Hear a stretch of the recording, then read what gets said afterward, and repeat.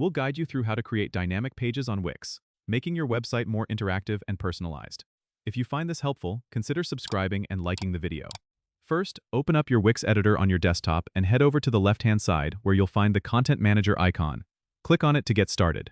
You'll want to create a new database collection by selecting Add New Collection. Give it a meaningful name that relates to the content you'll be showcasing on your dynamic page. Once your collection is set up, go ahead and add the fields you need. Think of fields as the columns in your database, like title, description, or image. After your fields are ready, you can start adding items to your collection. Each item will be like a row in a spreadsheet, representing different content pieces.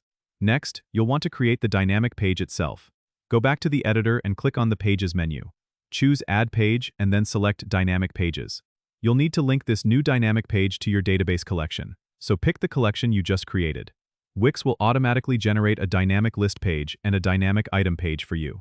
The list page will display summaries of each item, and the item page allows you to show detailed information about a single item. Customize these pages using the Wix editor. You can drag and drop elements like text boxes, images, and buttons to make them look exactly how you want. Make sure to connect these elements to your database fields by clicking on them and selecting Connect to Data. This way, each element will automatically display the right content from your database. Finally, preview your site to make sure everything looks good and works as expected. If you need to make adjustments, you can easily go back to the editor and tweak your design or data connections. Once you're satisfied, publish your site and your dynamic pages will be live, showing personalized content to your visitors. Don't forget to subscribe and comment if this helped you out.